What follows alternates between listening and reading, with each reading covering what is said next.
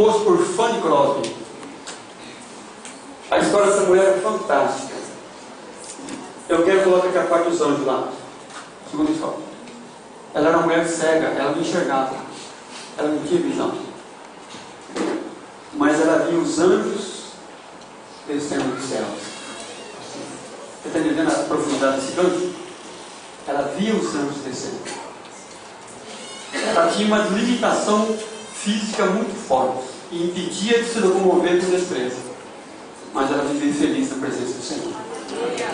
Ela tinha alegria de servir ao Senhor. Ela tinha prazer de servir ao Senhor.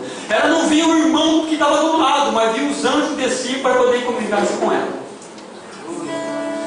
Sabe, irmãos, enxergar nem sempre é um privilégio para muitas pessoas. Tem pessoas que enxergam aquilo, não enxergam o que está diante. Minha mãe sempre dizia, você não sabe, você não enxerga mais do que está dentro do teu nariz. E tem uns crentes que eu vi assim. Ela não tinha visão física, mas ela via os anjos subindo e descendo.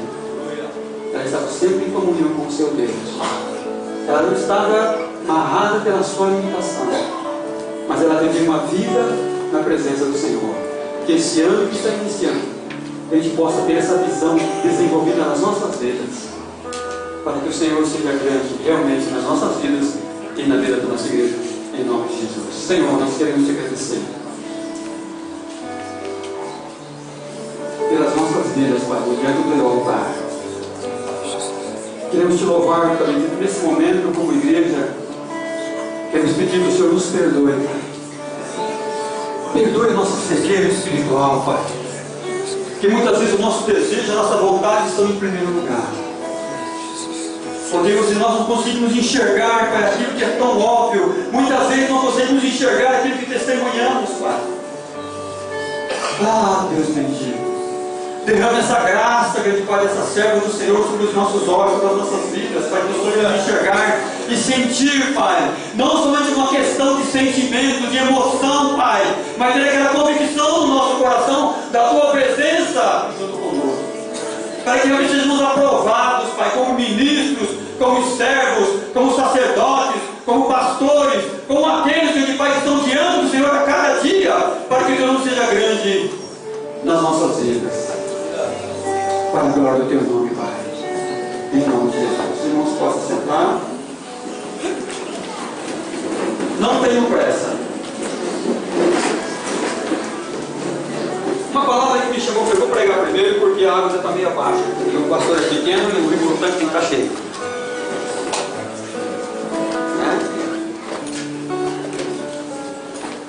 Uma palavra que me veio ao coração, meditando com os pastores lá em Campinas,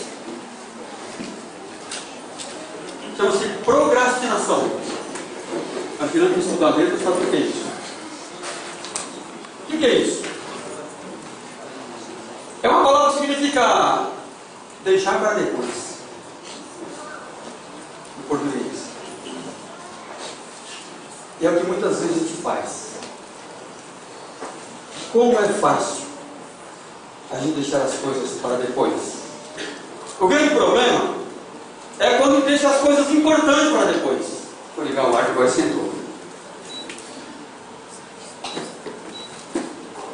Muitas vezes a gente deixa as coisas importantes para depois. Olha o que Tiago diz aqui, Tiago capítulo 4, versículo 17.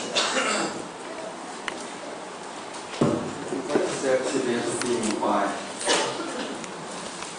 Seu livro, a sua da Bíblia não para. Seus livros ficam com calor. Olha o que diz a palavra. Portanto, aquele que sabe fazer o bem e não o faz, nisso está pecando. Você já percebeu que muitas vezes a gente peca pensando que está certo? Ah, sabe uma coisa? Vou deixar para depois. Depois eu faço. Depois eu vou. E aí pensa que Deus está aceitando, não é verdade? E às vezes não. Tem muitas coisas nas nossas vidas que são muito mais importantes do que nós pensamos. Muitas coisas nas nossas vidas, Deus dá muito mais importância do que a gente pensa.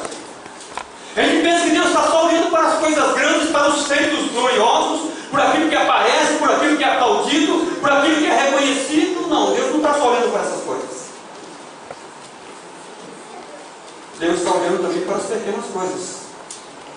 Até porque o nosso Deus é um Deus de minúcias.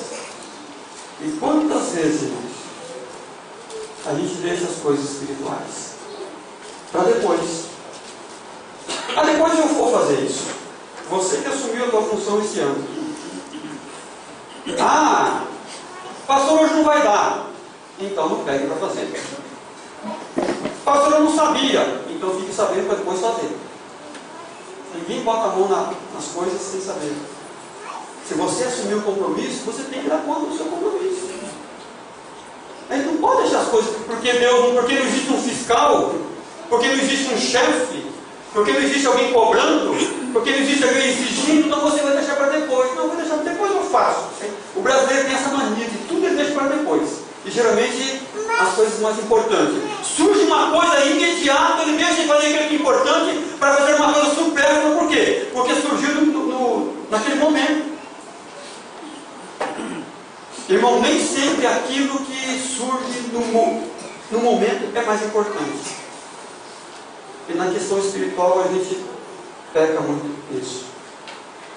Ele se envolve com as coisas desse mundo, porque nós somos seres carnais, somos matéria, somos um conjunto de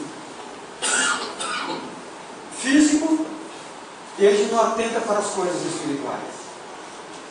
Então a gente deixa. A gente não dá muita importância.